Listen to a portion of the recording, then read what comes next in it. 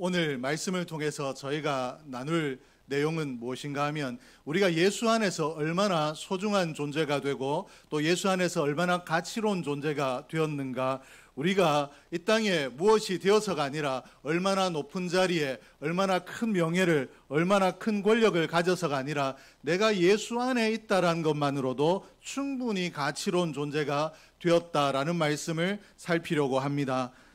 사도행전 7장에 보면 스데반의 이야기가 기록되어져 있는데, 스데반이 유대인들에 의해서 돌에 맞아 순교를 하게 됩니다. 스데반이 왜 돌에 맞아 순교하게 되었는가? 유대인들이 볼 때 스데반이 성전을 모독했다, 성전을 모독한 죄를 지었다라고 판단했기 때문에 이 스데반을 돌로 쳐 죽였습니다. 그러면 유대인들이 왜 스데반을 성전을 모독한 죄를 지었다라고 단정을 했는가? 스데반은 우리가 알기로 믿음이 좋은 사람 그리고 유대인이었는데 왜 유대인들이 하필 스데반을 성전을 모독한 사람으로 또 성전을 모욕한 죄를 지은 사람으로 단정을 하고 돌로 쳐 죽였는가? 사도행전 7장에 기록된 스데반의 설교를 살펴보게 되면 스데반이 이런 이야기를 하고 있습니다. 하나님은 예루살렘 성전 안에 갇혀 계신 분이 아니라 어디에든 계시는 무소부재하신 분이시다라고 이렇게 설교를 하고 있는데, 자신들의 조상이었던 아브라함이 하란에 있을 때 하나님은 그 하란에도 계셨고, 또 모세가 광야에 있을 때 하나님께서는 그곳 광야에도 역사하셨다라고 이야기하며, 요셉이 애굽에 있을 때에도 하나님께서는 애굽에 있는 요셉과도 함께 하셨다. 그러므로 하나님은 예루살렘에만 계신 분이 아니라 어디에든 계시는 무소부재하신 분이 하나님이시다라고 증거를 했는데, 이 부분이 이스라엘 사람들에게 도저히 받아들일 수 없는, 용납할 수 없는 부분이 되었습니다. 이스라엘 사람들, 유대인들은 어떻게 믿었느냐? 하나님은 예루살렘에 계시는 분이시다. 그리고 하나님을 만나려면 예루살렘에 있는 성전으로 나아가야 우리가 그 하나님을 만날 수 있다라고만 생각을 했기 때문에 예루살렘의 성전 안에 계시는 하나님을 어디에나 계신 하나님으로 스데반이 말씀을 전했기 때문에 이 스데반의 말씀을 용납할 수 없고, 이것이 그저 우리가 용납하지 않는 것으로 끝날 것이 아니라 하나님의 성전을 모욕한 죄, 또 성전 모독죄가 되기 때문에 죽여야 된다, 우리가 반드시 죽일 죄를 지었다라고 판단을 하고 돌로 쳐 죽인 것입니다. 이스라엘 사람들은 예루살렘의 성전을 하나님의 집이라고 불렀습니다. 하나님이 여기에 계신다, 하나님이 계시는 집이다. 그러므로 하나님을 만나려면 하나님이 계시는 성전 예루살렘으로 올라가야 우리가 하나님을 만날 수 있다라고 믿었습니다. 그리고 스데반이 돌에 맞아 죽을 때 그 스데반이 돌에 맞아 죽는 현장에 누가 있었는가 하면 바울이 증인으로 있었습니다. 바울이 스데반이 하나님의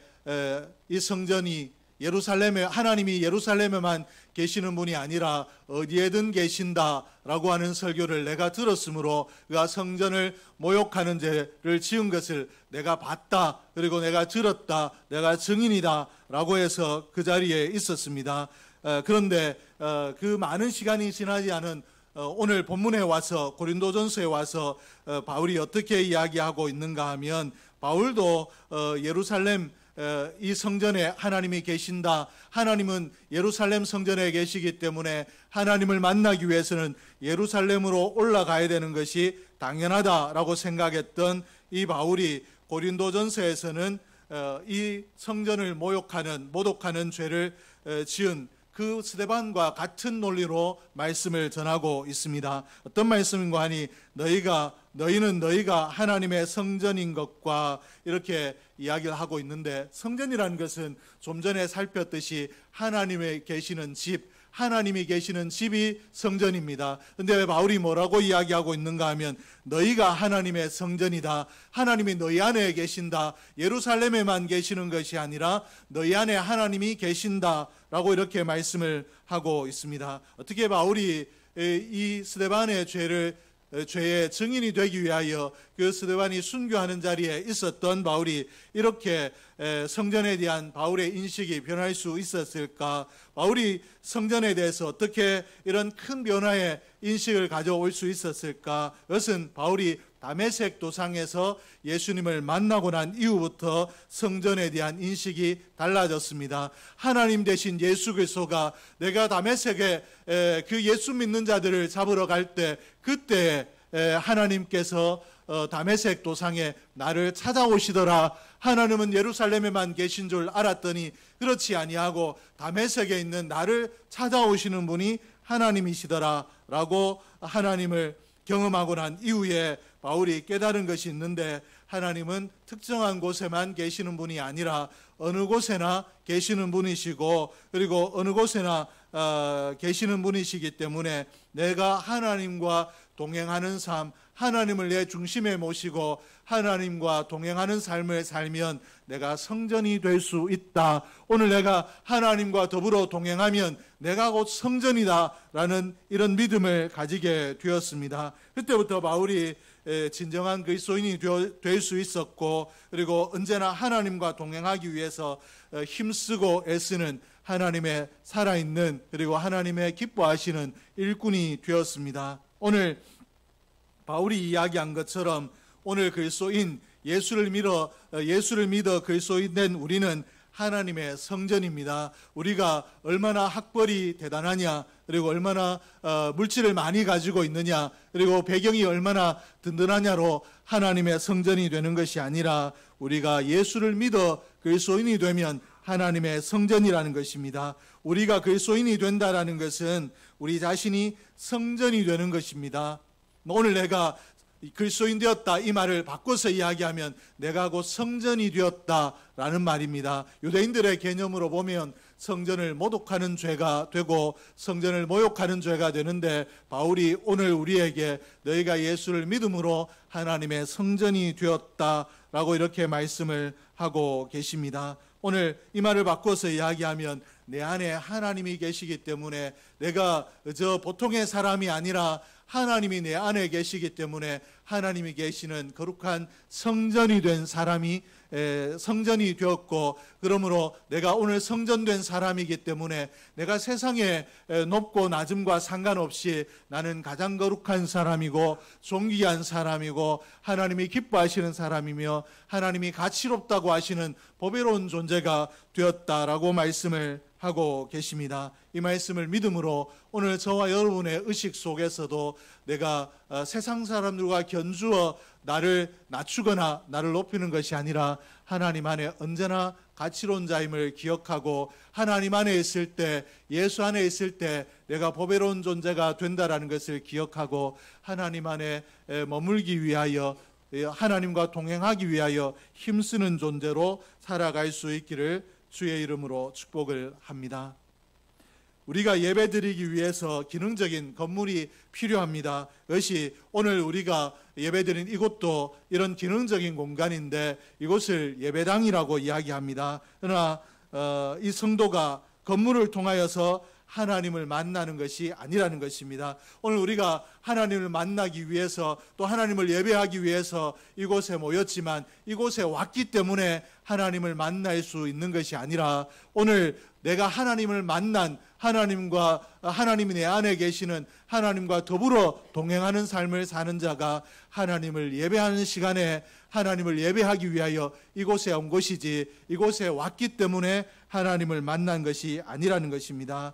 하나님은 우리 안에 계심으로 언제나 나와 함께 하시고 동행하시는 분이 하나님이십니다. 그러므로 하나님과 동행하는 사람이 될 때 언제나 내가 예배의 삶을 살 수 있고 거룩한 삶을 살 수 있고 하나님을 기쁘시게 하는 삶을 살 수 있습니다. 하나님 앞에 내가 하나님을 기쁘시게 하는 사람은 이러한 시간에 이렇게 예배해야 된다라고 정해놓은 시간에 나와 예배하는 여기에서만 하나님을 만나는 것이 아니라 내 삶의 현장에 하나님이 내 안에 계시다라는 것을 기억하며 하나님과 더불어 동행하면 거기에서 하나님이 역사하시는 것을 경험할 수 있고 하나님이 더불어 동행하시는 삶을 살아갈 수 있습니다. 그래서 바울은 우리에게 어떻게 말하고 있는가 하면 너희는 너희가 하나님의 성전인 것과 하나님의 성령이 너희 안에 계시는 것을 알지 못하느냐. 누구든지 하나님의 성전을 더럽히면 하나님이 그 사람을 멸하시리라. 하나님의 성전은 거룩하니 너희도 그러하니라 라고 고린도전서 3장 16절과 17절에서 말씀을 하셨습니다. 우리가 그러면 오늘 우리를 사도 바울을 통해서 하나님께서 너희가 성전이라고 말씀을 하셨는데, 우리가 성전이라는 이 의미가 그러면 내가 도대체 어떻게 이해해야 되는가, 이 성전이라는 것을 내가 어떤 의미로 받아들여야 되는가 말씀을 통해서 좀 살필 텐데, 먼저 구약적인 개념으로 살펴보면 성전에는 예루살렘에 있던 성전이든지 아니면 이스라엘 백성들이 광야에 행진을 하며 어깨에 메고 다녔던 그 성막이든지 간에 그 성전이 되기 위해서 반드시 있었던 네 가지의 것이 있었는데, 무엇인가 하면 법궤와 금촛대와 분향단과 진설병입니다. 그러므로 성전이라 하면 이 속에 그 안에 법궤가 있고 금촛대가 있고 분향단이 있고 진설병이 있어야 된다라고 했는데, 구약적인 개념이 이러하다라면 오늘 우리에게 이 구약적인 개념이 어떻게 적용될 수 있는가, 그 말씀을 살핌으로 오늘 정말로 내가 법궤의 삶, 금촛대의 삶, 분향단의 삶, 진설병의 삶으로 내가 성전되었다라는 것을 확인하고자 하는데, 오늘 이 네 가지 것들이 우리에게 어떻게 적용이 되는가. 첫째는 법궤입니다. 법궤는 하나님의 말씀을 상징합니다. 그러므로 내가 성전이 되기 위해서는 내 속에 하나님 말씀으로 채워야 한다는 것입니다. 성전은 법궤가 있어야 성전이기 때문에 오늘 내가 성전이 되었다라고 하면 내 안에 말씀이 채워져 있다, 내 안에 말씀이 있다라는 이런 의미로 해석을 하고, 내가 성전다운 성전이 되기 위해서는 늘 말씀을 내 안에 채워야 되는데, 말씀이 없이는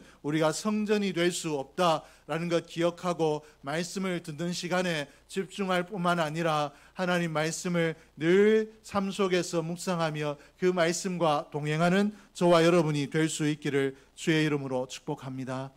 왜 하나님 말씀으로 채워야 우리가 성전이 될 수 있는가? 하나님이 말씀이기 때문에 그렇습니다. 하나님이 말씀이기 때문에 말씀으로 채운다라는 것이 곧 하나님이 내 안에 오셔서 내 안에 거하시고 나를 주장하시고 내 안에 역사하신다라는 의미가 되기 때문에, 또 이 말씀을 바꿔서 이야기하면 하나님이 내 안에 역사하시고 주장하신다라는 말씀이 내가 하나님을 내 안에 모셨다라는 개념이 되기 때문에, 오늘 하나님의 말씀으로 채워진 사람, 하나님을 내 안에 모신 사람은 성전이 되는 줄로 믿습니다.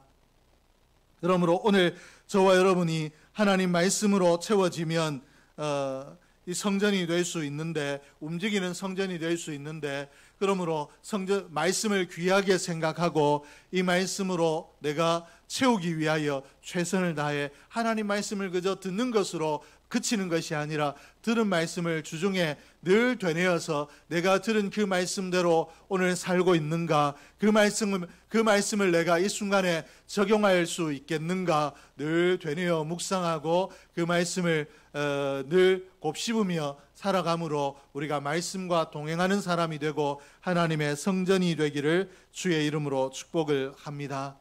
둘째는 금촛대입니다. 금촛대는 어둠을 물리치는 빛이신 하나님을 상징했습니다. 하나님이 빛이다. 성전 안에 금촛대에 항상 불을 켜둠으로 하나님은 빛이다. 어둠을 물리치신다. 죄악을 물리치신다 라고 상징을 했는데, 신약시대의 금촛대는 그러면 무엇을 상징하는가? 하나님의 성령의 조명함을 의미합니다. 우리가 말씀을 들을 때 이 말씀이 깨달아지지 아니하고 이 말씀이 무슨 말씀인가 도무지 이해할 수 없을 때 우리가 무엇을 구해야 되는가 하면 성령께서 이 말씀을 조명해 주심으로 내가 이 말씀을 깨달아 알 수 있게 해주십시오라고 기도해야 되는데, 이 성령이 조명하심이 있으면 우리가 하나님의 말씀을 깨달아 알 수 있는 줄로 믿습니다. 그러므로 어둠을 물리치고 밝히는 이 말씀이 없는 어둠 가운데 있던 우리에게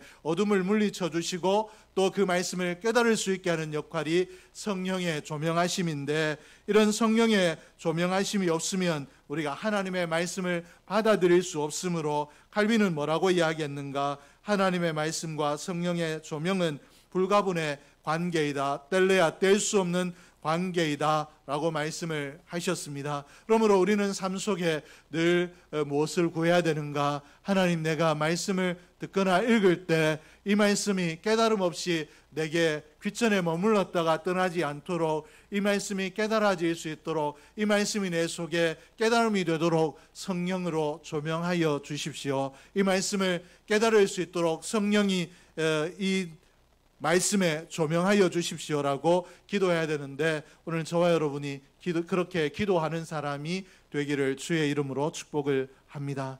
요한복음 14장 26절에서 보혜사 곧 아버지께서 내 이름으로 보내실 성령, 그가 너희에게 모든 것을 가르치시고 내가 너희에게 말한 모든 것을 생각나게 하리라. 보혜사 성령께서 우리에게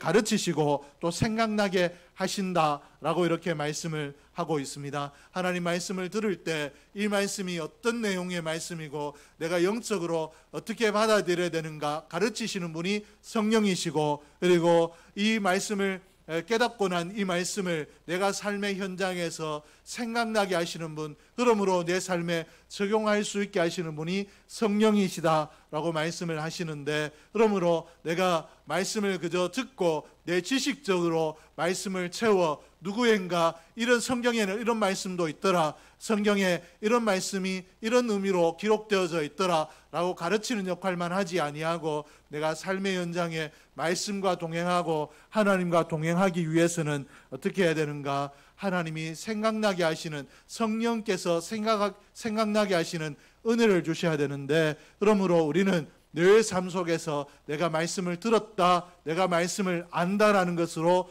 만족하지 아니하고, 하나님 말씀이 적절할 때, 말씀을 적용해야 될 때 내가 생각날 수 있도록, 내게 생각날 수 있도록 은혜를 주십시오라고 성령의 깨닫게 하시는 은혜, 생각나게 하시는 은혜를 늘 구하는 삶을 평소에 살아야 될 줄로 믿습니다. 셋째는 분향단입니다. 이스라엘 백성들이 성전에 향을 피웠습니다. 그리고 이 향을 피우고 난 이후에 이 향을 요한계시록에 보면 성도들이 피운 향이 하나님께 올라가는 기도다라고 이렇게 설명을 하고 있습니다. 온 마음을 다해서 정성을 다해서 향을 피울 때 이 향이 하나님께 올라간다, 향기로운 냄새가 된다라고 이스라엘 백성들이 믿었는데, 이스라엘 백성들이 이 믿었던, 그리고 이 요한계시록의 성도들의 기도가 또 하나님 앞에 드려지는 이런 향기다라고 말씀을 하셨기 때문에, 이 분향단에 피웠던 이 향이 신약에 오면 어떤 의미가 되는가 하면 이 하나님 앞에 드리는 기도가 됩니다. 요한계시록 5장 8절에 보니까 그 두루마리를 취하심에 내 생물과 24장로들이 그 어린 양 앞에 엎드려 각각 검은 거와 향이 가득한 금대접을 가졌으니 이 향은 성도들의 기도들이라. 하나님 앞에 드려지는 향기가 이 기도다라고 이렇게 말씀을 하고, 이 기도가 얼마나 하나님을 영화롭게 할 수 있는가, 하나님 앞에 향기로운 이 기도가 얼마나 하나님을 기쁘시게 하는가 강조하기 위해서 기도 이야기할 때 기도라라고 이야기하지 않고 성도들의 기도드리다라고 이렇게 강조를 하고 있습니다. 우리가 얼마나 기도의 삶에 힘써야 되는가, 우리가 무시로 기도함으로 하나님 앞에 하나님을 기쁘시게 해야 되고 또 하나님의 뜻을 깨달아야 되는가를 강조하기 위해서 기도드리다라고 이렇게 말씀을 하고 있는데, 오늘 이 하나님 앞에 기도가 올려지는 향이라는 것을 기억하고 하나님 앞에 늘 기도하는 저와 여러분이 될 수 있기를 주의 이름으로 축복합니다. 내가 교회를 위해서 할 수 있는 것이 없다라고 내가 좌절하거나 주저앉아 있는 것이 아니라 얼마든지 우리가 교회를 위해서 기도할 수 있습니다. 그리고 내가 교회를 위하여 기도하는 것이 하나님 앞에 향기가 된다. 하나님의 전에까지 저 천국 보좌까지 올라가는 향기가 된다라는 것을 기억하고 교회를 위해서도 부지런히 기도하는, 늘 기도하는 저와 여러분이 될 수 있기를 주의 이름으로 축복합니다.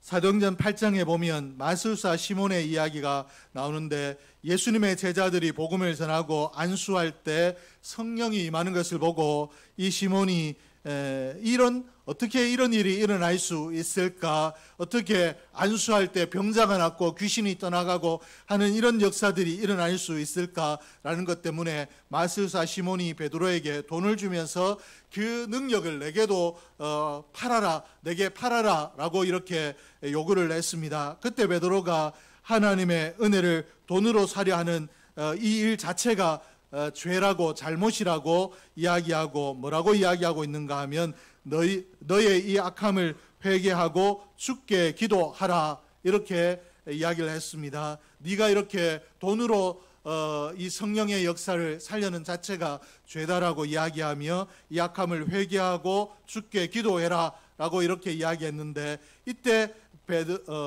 베드로가 기도하라 라고 한 단어가 헬라어로 데오마이입니다. 이 데오마이는 어떤 의미를 가지고 있는가? 붙들어 맨다 라는 뜻을 가지고 있습니다. 즉 다시 말해서 베드로가 이야기한 이 기도의 의미가 무엇인가 하면, 기도는 나를 하나님께 붙들어 매는 것이다 라고 이야기를 하고 있습니다. 시몬에게 너 회개하고 네 자신을 하나님께 붙들어 매라. 네가 돈으로 하나님의 역사를 살려고 하는 어리석은 자리에 있지 아니하고 너를 하나님께 붙들어 매는 자가 되라 라고 이야기하고 있는데, 오늘 기도는 이와 같습니다. 기도는 내가 하나님 앞에 필요한 것들을 가지고 하나님 왜 이것을 들어주시지 않습니까? 언제까지 이것을 들어주셔야 됩니다라고 하나님을 내 욕망의 도구로 끌어내리는 것이 아니라 나를 하나님께 온전히 붙들어 매는 것, 기도하며 하나님의 뜻이 어디에 있습니까? 내가 소원하는 것은 이것인데 하나님의 뜻과 하나님의 뜻에 합당합니까? 라고 물으며 하나님이 깨달음을 주실 때 나의 욕심을 꺾고 나의 의지를 꺾어 하나님께 복종하고 하나님의 뜻에 순종하는 나를 하나님께 붙들어 매는 것이 기도이다라고 베드로가 가르치고 있는데, 오늘 저와 여러분의 기도도 꼭 이렇게 되기를 주의 이름으로 축복합니다. 많은 시간을 기도하고 또 부르짖어 기도하고 힘있게 기도하는 그것으로 만족하는 것이 아니라 나를 하나님께 붙들어 매는 기도, 하나님의 뜻에 순종하기 위하여 하나님의 뜻을 묻는 기도 할 수 있기를 주의 이름으로 축복합니다. 스데반이 기도의 사람이었을 텐데 하나님께서 이 순교의 자리에 서게 할 때 스데반이 하나님 앞에 내가 하나님의 말씀을 전하고 하나님의 일을 했는데 왜 돌에 맞아 죽는 자리에 이르러야 됩니까? 하나님의 뜻이 이것입니까? 라고 원망하거나 불평하지 않았습니다. 오히려 자기의 돌로 자신을 치는 자들이 몰라서 그런다고 저들의 죄를 용서해달라고 기도했는데 어떻게 그렇게 할 수 있었는가? 기도를 통하여 스데반이 하나님께 붙들린 사람이 되었기 때문에 그렇습니다. 내가 소원하는 것이 분명히 있고 내가 바라는 것이 있지만 하나님의 뜻을 이루는 것이 하나님을 기쁘시게 하는 자이고 하나님의 사람의 바른 본분이다라는 것을 스데반이 깨달았기 때문에 하나님의 뜻이라면 죽음도 내가 순종하겠습니다. 이와 같은 결단이 그 속에 있었기 때문에 그러한데, 오늘 저와 여러분의 삶도 이와 같이 하나님께 붙들린 삶이 되기를 주의 이름으로 축복합니다. 넷째는 진설병입니다. 이스라엘 백성들이 하나님께 성전에 나가서 바치는 것이 있었는데 진설대 위에 떡을 진열해 놓았습니다. 그리고 이 진열해 놓은 떡을 진설병이라고 했습니다. 하나님의 전에 하나님 앞에 드렸기 때문에 하나님께서 드시는 것이 아니라 이것을 누가 먹었는가? 하나님 앞에 드려진 거룩한 것이었기 때문에 제사장들이 먹었습니다. 그럼에도 불구하고 제사장들이 먹었는데도 불구하고 이것이 어떤 의미로 해석이 되는가? 하나님 앞에 드렸다, 하나님께서 받으셨다라고 해석이 되었습니다. 이스라엘 백성들이 자기들이 수고하고 땀 흘려서 수고한 것들로 하나님 앞에 떡을 만들어 하나님 앞에 드렸더니 하나님께서 그 수고의 떡을 받으셨더라. 그리고 이 수고의 떡을 기뻐하셨더라 라고 이렇게 말씀을 하고 있는데, 이 진설병을 오늘 신약의 개념으로 이해하면 어떻게 이해할 수 있는가? 드려진 이 진설병이 오늘 하나님 앞에 드려지는 헌신입니다. 오늘 내가 하나님 앞에 하나님의 교회를 위해서, 하나님의 영광을 위해서, 내 욕심이 아니라, 나의 바람이 아니라 하나님의 영광을 위해서 뭔가 나를 희생하고 헌신하는 것들이 하나님 앞에 드려지는 진설병이다라는 것입니다. 그러므로 오늘 내가 성전의 삶을 살기 위해서 반드시 있어야 될 것이 무엇인가 하면 헌신이라는 것입니다. 내가 예배 시간에 철저히 나오고 또 하나님 앞에 많은 시간에 하나님의 뜻이 어디에 있습니까? 라고 하나님 앞에 기도하고, 또 성령이 성령이 말씀을 들을 때마다 내게 조명해 주시기를 위하여 기도하고 성령을 구하는 삶을 산다 할지라도, 나는 내 삶에 충실하고 또 하나님 앞에 헌신하는 것은 특별한 사람들이 하겠지, 나는 그런 특별한 사람이 아니다라고 생각을 하고 헌신하지 않는 삶은 하나님 앞에 온전한 성전의 삶이 될 수 없다라고 오늘 바울이 가르치고 있는데, 오늘 저와 여러분이 오늘 우리의 삶의 자리에서 내가 드릴 수 있는 헌신을 드림으로 하나님 앞에 성전된 삶을 살 수 있기를 주의 이름으로 축복을 합니다. 내가 하나님 앞에 성전의 삶을 살기 위하여서는 하나님을 향하여 드리는 헌신이 있어야 된다. 구별되는 헌신의 삶이 있어야 내가 온전히 하나님 앞에 성전의 삶을 사는 것이다 라고 이렇게 바울이 가르치고 있는데, 그러므로 우리는 삶의 현장에서 힘써 하나님의 영광을 위하여서 내가 할 수 있는 것이 무엇이 있을까? 교회가 성장하도록, 교회가 하나님의 기뻐하시는 자리에, 사명을 아름답게 감당한 자리에 한 걸음 더 나아가도록 내가 교회를 위하여서 할 수 있는 일이 무엇일까? 늘 섬김의 자리, 헌신의 자리를 찾아야 되는데, 오늘 저와 여러분이 이렇게 되기를 주의 이름으로 축복을 합니다. 내가 성전이다 라고 하신 이 말씀을 우리가 가슴에 새길 수 있기를 주의 이름으로 축복합니다. 세상 사람들처럼 내가 세상에서 어떠하냐, 세상 사람들이 나를 어떻게 평가하느냐에 따라서 내가 교만해지기도 하고 좌절에 빠지기도 하는 이런 어리석은 자가 아니라, 하나님께서 예수 안에 있는 나를 존귀한 자로 또 성전된 자로 삼으셨다라는 것을 기억하며, 내가 이미 예수 안에 있기 때문에 나는 거룩한 하나님의 성전된 자인데, 내가 성전된 거룩함을 내 삶에서 어떻게 드러낼 수 있을까?